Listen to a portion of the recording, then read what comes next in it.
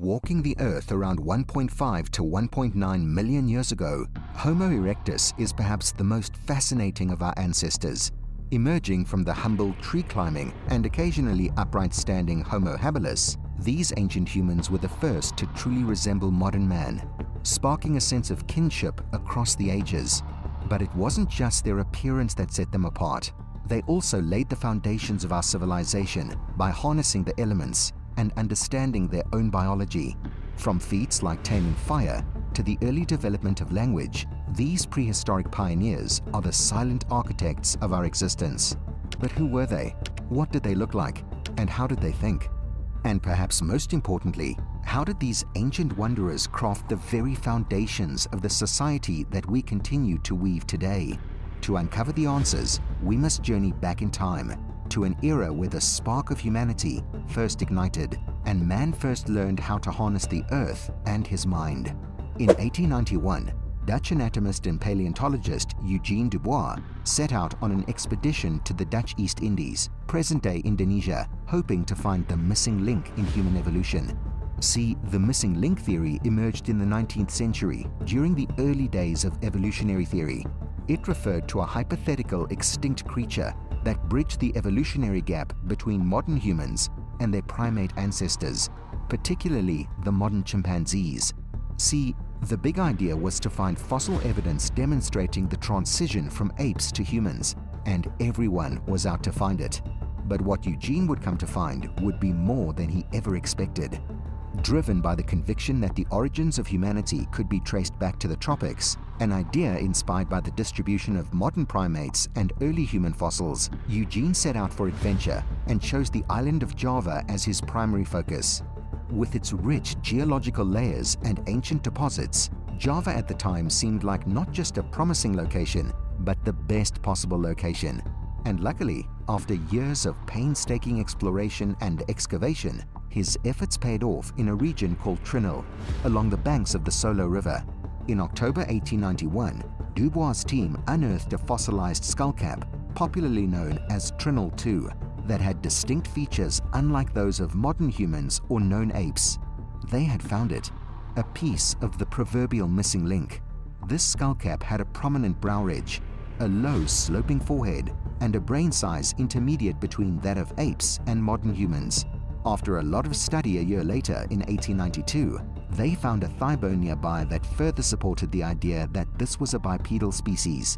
Dubois named his find Pithecanthropus erectus, which means upright ape man.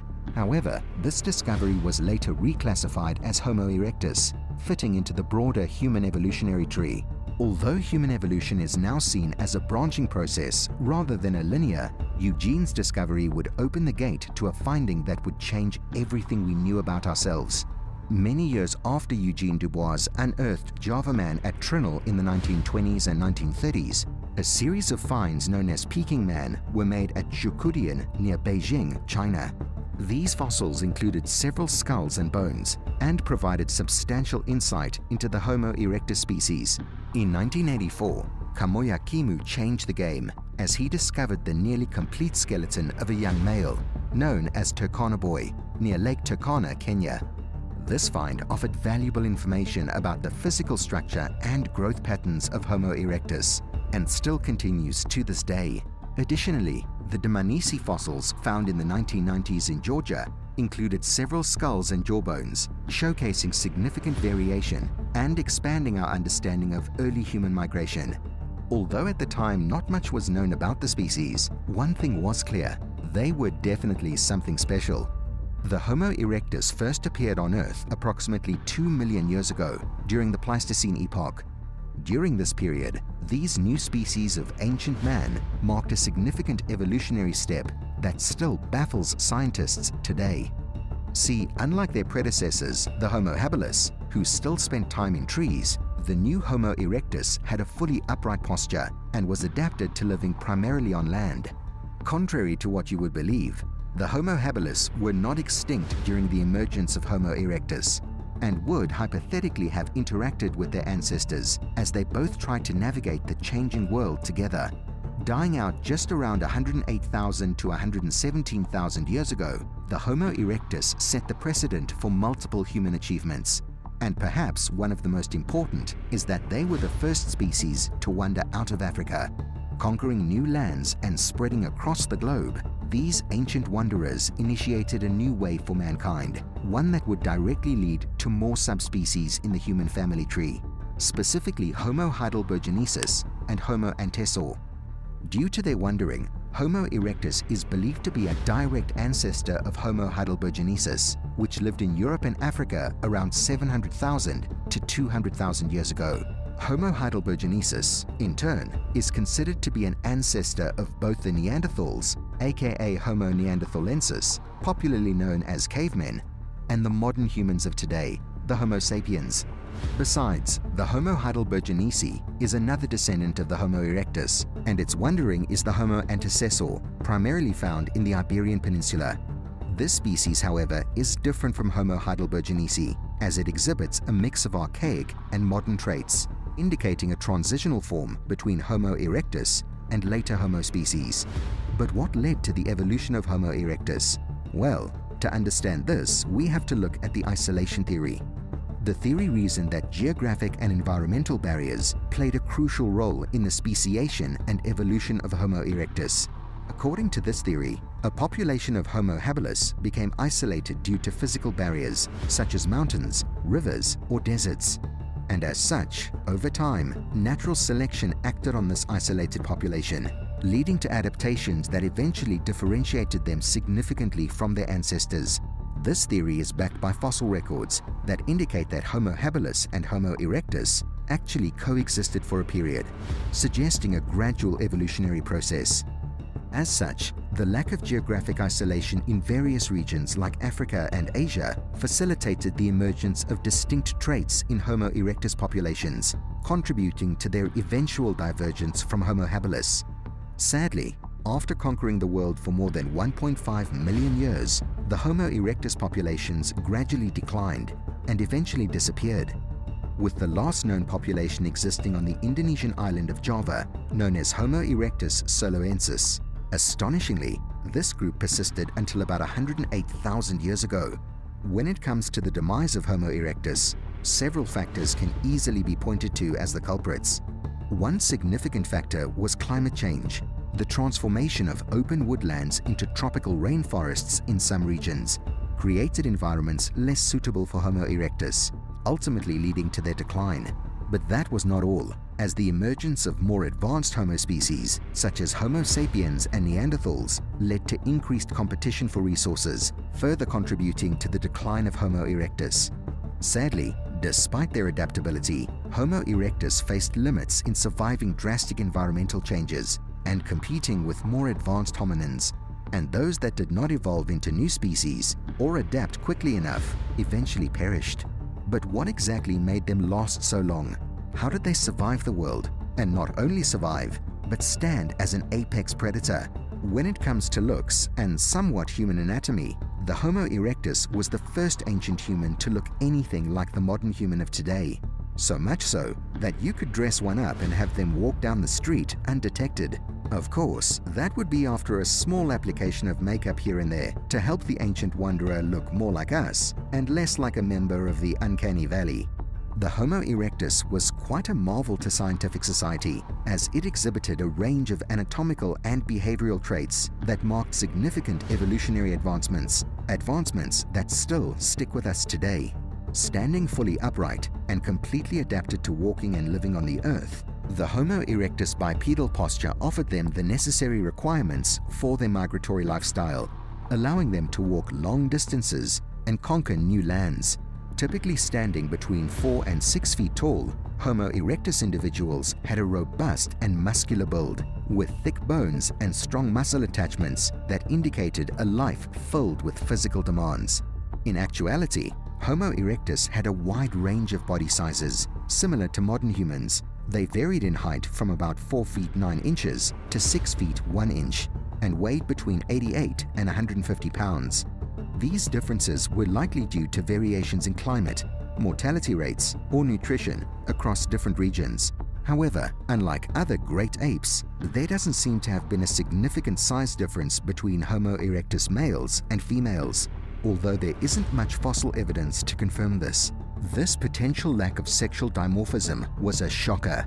As if the Homo erectus didn't show sexual dimorphism, they might have been the first in the human lineage to lack this trait. The Homo erectus had limb configurations and proportions similar to those of modern humans, suggesting human-like walking and running abilities. This theory is supported by footprints found near Illoret, Kenya, that show a human manner of walking. They also had shoulder structures that could allow for high-speed throwing. Initially, it was thought that the Turkana boy fossil had a different number of vertebrae compared to modern humans, but later findings confirmed he had a human-like spine curvature and the same number of vertebrae. Moving on from skeletal structure, the timeline for when human ancestors lost most of their body hair is unclear. Genetic analysis suggests that dark skin, which protects against UV radiation, evolved around 1.2 million years ago, possibly indicating the development of hairlessness around that time. This change might have been necessary for survival in environments with high solar radiation. It is thought that early Homo species living in lower and hotter regions might not have needed body hair for warmth as much as their Australopithecine ancestors who lived at higher, colder elevations. As such, the Homo erectus populations in higher latitudes might have developed lighter skin to prevent vitamin D deficiency. In fact, one specimen from Turkey, dating back 500,000 to 300,000 years, had the earliest known case of tuberculosis meningitis, a condition worsened by vitamin D deficiency in dark-skinned individuals living in higher latitudes. Hairlessness in Homo erectus is generally thought to have helped with sweating, reducing parasites, and possibly sexual selection.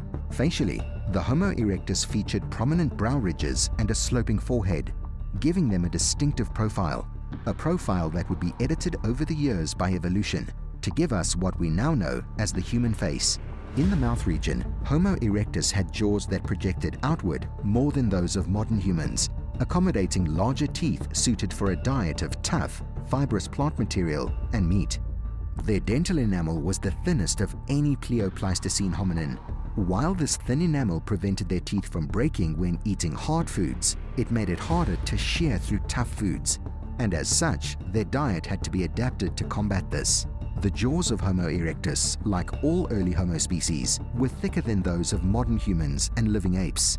This thickness helped them resist the twisting forces from biting or chewing, allowing their jaws to handle powerful stresses while eating. However, the mandibles of Homo erectus were somewhat thinner than those of early Homo species.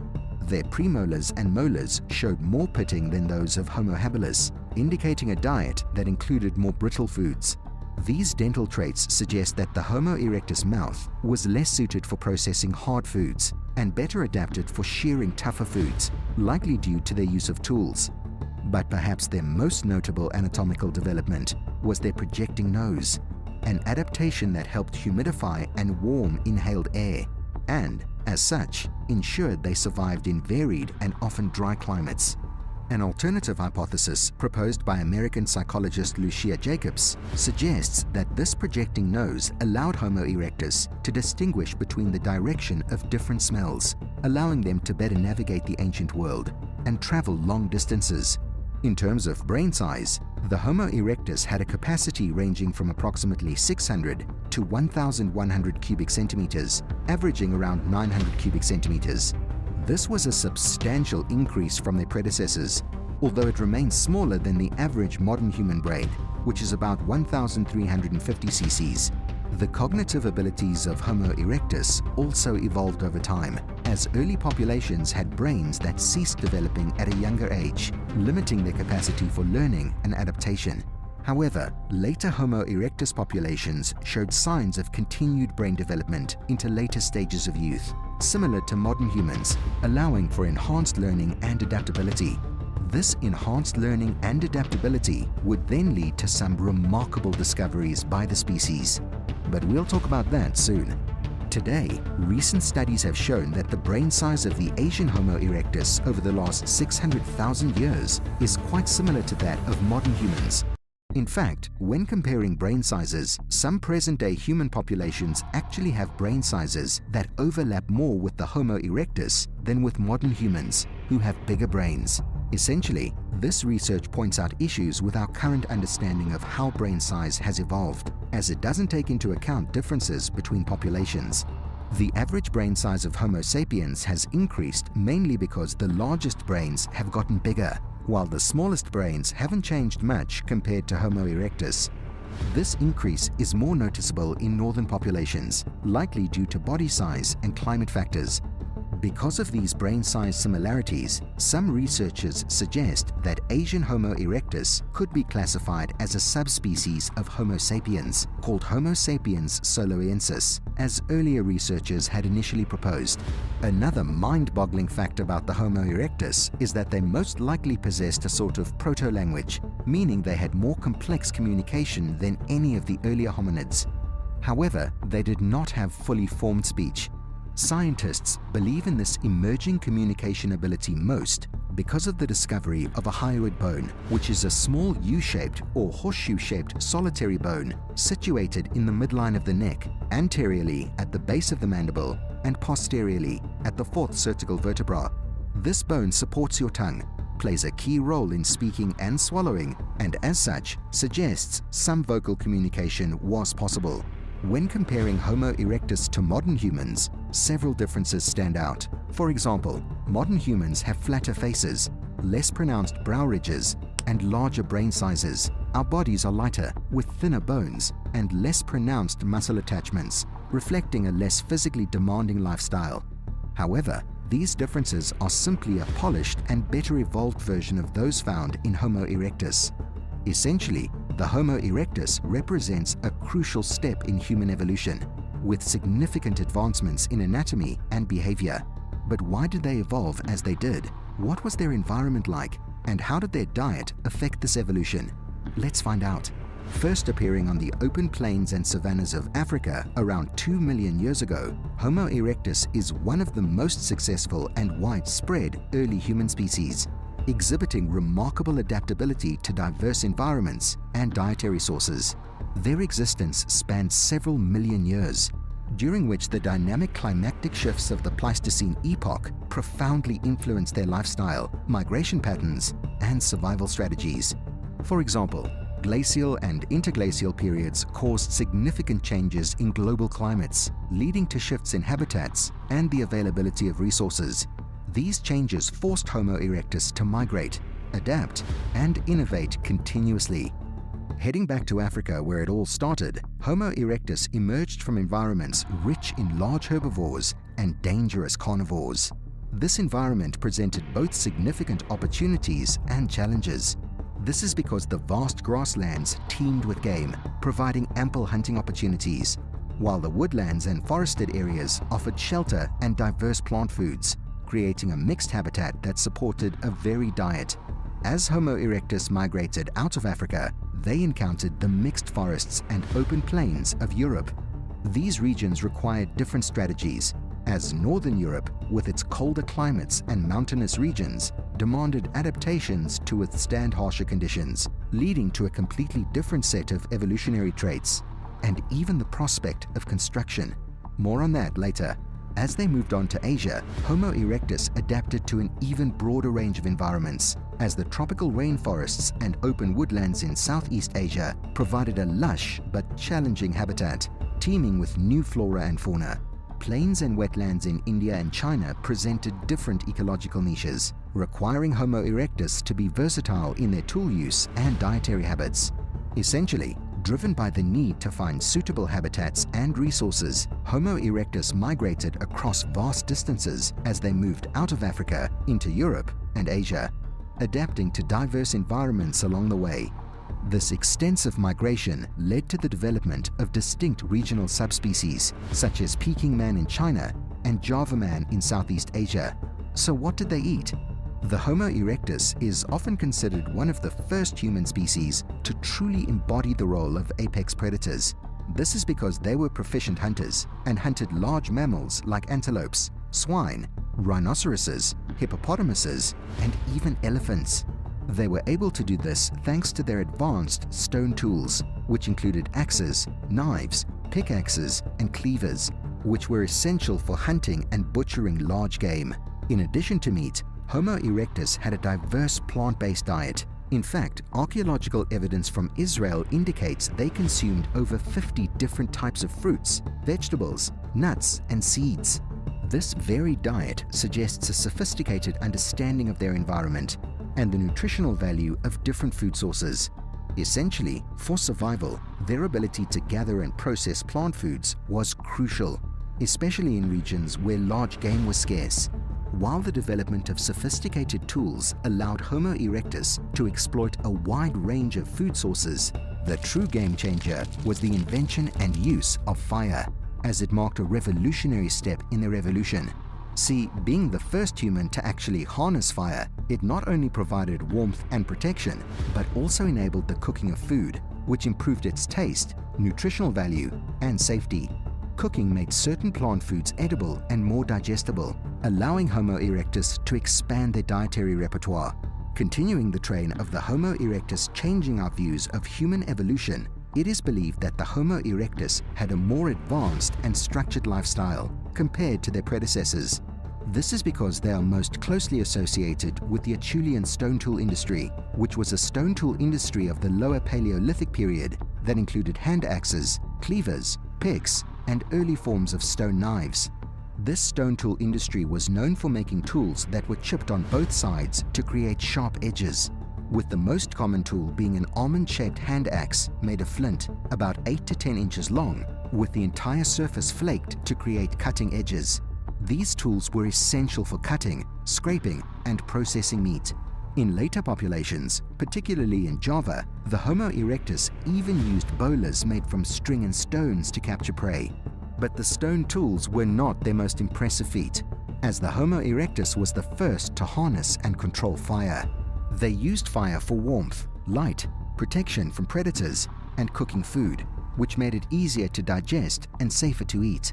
Evidence from sites in Kenya suggests they transported fire from natural sources to their settlements, using materials that burned slowly and learning to create sparks by striking rocks together. Essentially, the ability to use fire was a revolutionary step that had significant implications for their daily lives and even ours today. But once again, they didn't stop there, as the Homo erectus also tried construction. Some Homo erectus built basic dwellings using simple structures made from branches, rocks, and mud. These shelters, found in Europe and Africa, provided protection from harsh weather and may have been used seasonally, particularly in colder regions. The construction of these dwellings indicates an understanding of the need for shelter and a capacity for planning and cooperation, a skill set we still use today, albeit in a better capacity. Moving on from shelter, although clothing's exact origins are uncertain, scientists have dated them to have existed at least 3 million years ago, during the Homo erectus era. Evidence of head and body lice divergence around 170,000 years ago suggests clothing was used even before modern humans left Africa. It is believed that animal hides were likely among the earliest materials used. And that's not all, as Homo erectus possibly engaged in seafaring as early as 1 million years ago, as evidenced by artifacts in Indonesia. Besides that, the Homo luzonensis, living on Luzon Island, Philippines, 771,000 to 631,000 years ago, indicates early maritime capabilities. Evidence also suggests that Homo erectus practiced rudimentary healthcare. For example, a specimen of Homo erectus gorgicus, who had lost most of their teeth due to age or gum disease, survived for several years, possibly with assistance from other group members. The Turkana boy even had spinal disc herniation, which likely caused lower back pain and restricted movement, yet he still survived into adolescence. Regarding art and rituals, there are indications that Homo erectus may have engaged in symbolic behavior. Engraved shells and beads, as well as the possible intentional collection of red-colored pigments like ochre, suggest a level of creativity and aesthetic sensibility. However, interpretations of some artifacts, such as the Venus of Tantan, are debated, with some suggesting they represent early attempts at representing human forms. When we think of the past, we rarely think of similarities, but rather of how different we are today. But thanks to Homo erectus, we can now look at the past and see an ever-growing chain, as countless humans, ancient and modern, have evolved to make us who and what we are. But what do you think? Are Homo erectus really the founder of today's human lifestyle? Or is there still much to uncover in the story of the rise of humans? Let us know in the comment section below. And while you're at it, make sure to leave a like and subscribe to the channel for more prehistoric knowledge. Until next time, stay curious.